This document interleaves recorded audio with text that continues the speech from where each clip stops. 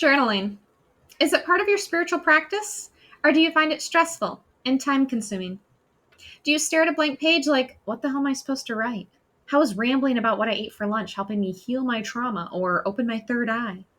I get it. I'm Vanessa Lake, mental health therapist and spiritual practitioner. But I'm going to show you how to shift journaling from what feels like a homework assignment into a tool that seriously upgrades your energy, clears your mind, and tunes you into the guidance from your higher self and spirit team. The number one block to journaling I hear from clients is, I don't like to write, or my handwriting sucks. Most of that comes from having to write papers in school that came back covered in red ink, convincing you that you're not good at writing, you can't spell for shit, and your penmanship needs improvement. Let's burn that narrative. This isn't about writing a novel. This is about processing, downloading, remembering, and clearing. I'm talking about allowing information to flow through you in a way that you can review later. You don't even have to write it by hand. Try one of these methods instead. Open your notes app on your phone and just brain dump. Get it all out. Email yourself like you're talking to a mentor or a friend. Use a password protected Google Doc if privacy is an issue. Voice record your thoughts like you're on a podcast that nobody's going to hear.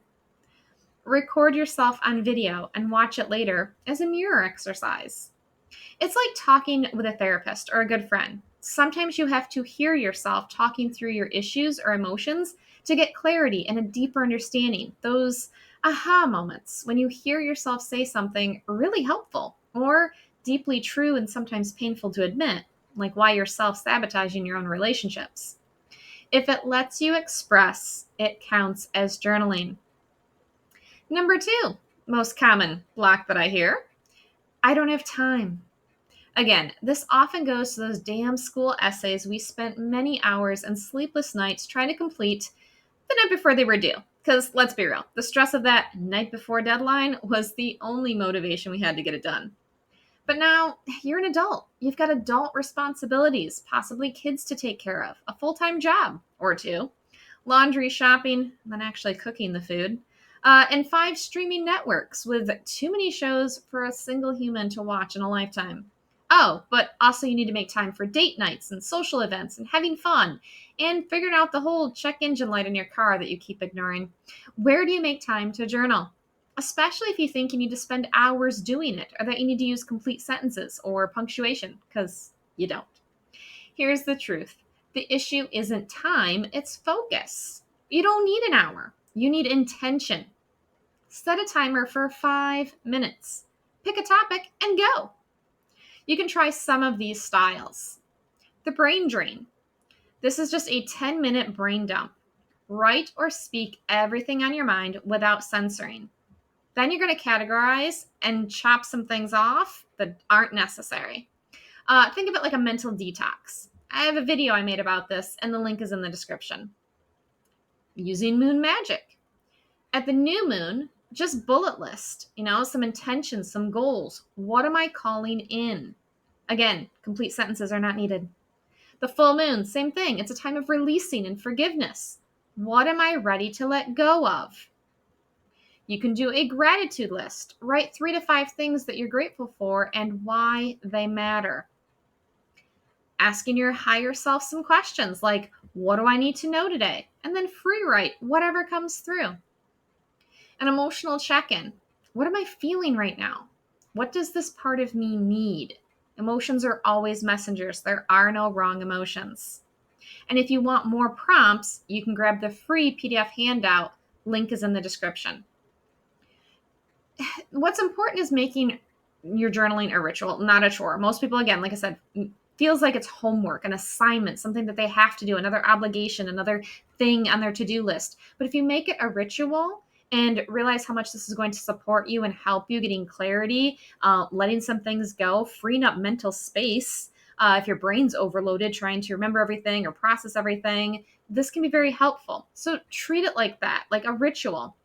And you don't need a lot of time. You can, do it in your car after work before walking into the house. Sometimes that means you might have to, park at, a park somewhere before you even pull in the driveway because your kids might be running out as soon as you pull in the driveway. So it's just 5 minutes. Do a voice recording while you're going for a walk. Make it look like you're talking on the phone so you don't look like you're crazy. You can have your morning coffee and 5 minutes with yourself, or, before anybody wakes up. You can schedule it once a week for 30 minutes so you can get a longer session in. If that works for you, just schedule it like an appointment with yourself that you can't break. All right, number 3. Well, I already talk to myself in my head all the time. Why do I need to write it down? Yeah, how's that working out for you? Pretty sure your brain is mentally overwhelmed by all of the things you're keeping in your head. Mental conversations can be helpful, but if they stay in your head, they become a mental hamster wheel going nowhere and just repeating the same shit over and over. Like practicing the same conversation you want to have with your partner so you don't forget what you're going to say when the emotional situation arrives. But guess what? You'll still forget once those emotions get involved, so you're better off writing it down. So here's what happens when you do write or speak it. You get distance and clarity. You catch patterns. You receive new intuitive downloads instead of repeating the old stories. You can track your progress over time.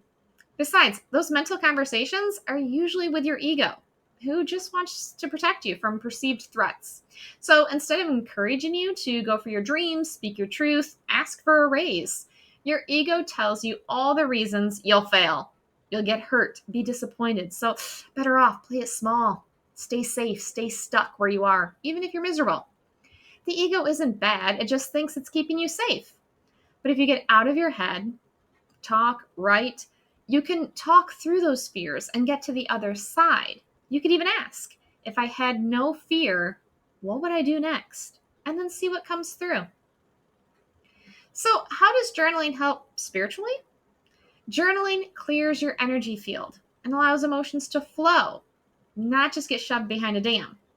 Your external world reflects your internal world. Your expectations, beliefs, emotions, they all show up in your physical world. It's how we manifest. But if you want the outer to shift or change or look better than how it looks right now, you have to start by tuning in and clearing the inner. And you can't clear what you don't know. So by writing, speaking, bringing it up, asking these questions to be able to see it, you can actually see it enough to be able to let it go. So through journaling, you can do things to process your emotions, such as, what am I avoiding feeling right now? What does this emotion want to tell me? You could write a letter from your anger, your sadness, your fear, and find out what the message is. You can strengthen your intuition by asking things like, what does my higher self want me to know? And don't overthink it. Just whatever's the first thing that comes to mind. Trust that. That's the thing with intuition, is we often overthink it, reason ourselves out of it. It's a subtle whisper. It's not shouting at you. It's that first thought within the first 3 seconds, really, before your brain has time to analyze it. So ask the question and then just instantly, what's the first thing that comes to mind? You can also practice automatic writing with your spirit team. You can start with something like dear guides and then, write what comes out and then have them write back to you. Your emotional brain doesn't understand the difference between time and space and logic and all of that. It just knows how it feels. So if you are writing a letter back to you, your emotional brain is going to get those feelings that comes from what it needs to hear. And you might not even know what you need to hear. You might need to hear you're doing a good job. You're not behind schedule. You're not lost. You're paving the way. It's not even finding the way somebody else did it. It's making your own way. So you'd be surprised what you need to hear from yourself if you just open up to that. You can clear energetic and emotional blocks by identifying limiting beliefs, asking, what story am I telling myself that's no longer true? Who would I be if this story wasn't true? You could dialogue with your fear like it's a character. Fear, what are you trying to protect me from? You can enhance your spiritual gifts. Record your dreams and synchronicities. Look for the patterns.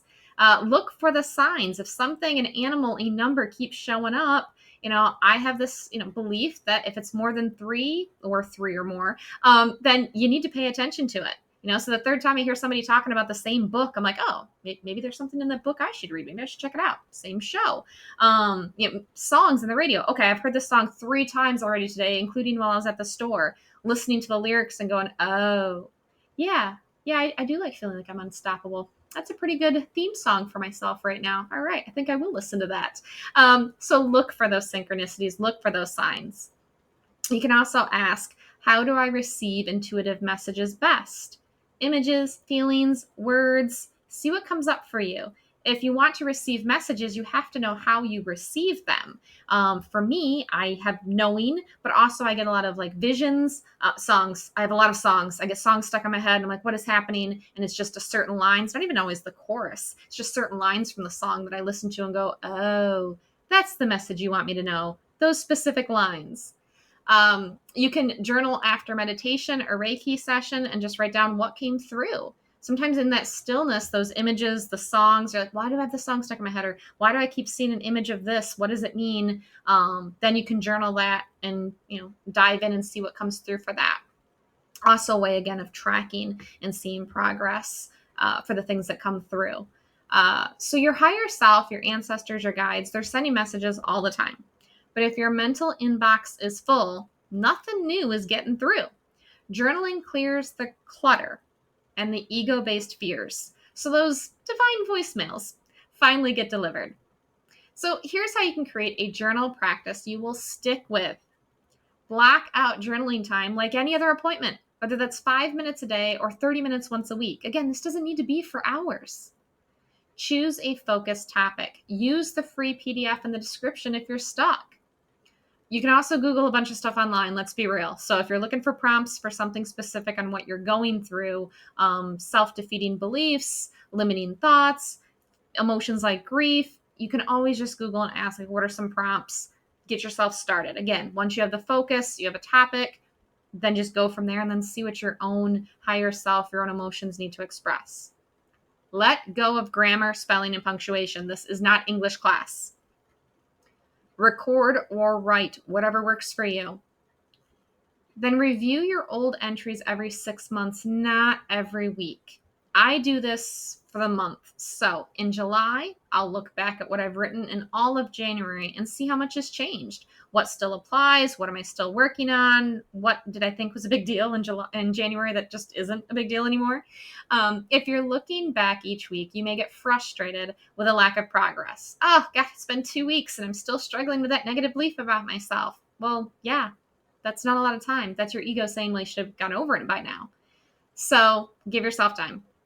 And if you want more support, I'm here. If you'd rather talk through your blocks and get personalized messages from your higher self or your spirit team, you can book a spiritual coaching session with me. Links are in the description. Let's get you unstuck and moving forward with more clarity and purpose. And remember, you don't have to journal every day. You don't have to love writing. You just have to be willing to show up for yourself and be honest about what's going on inside.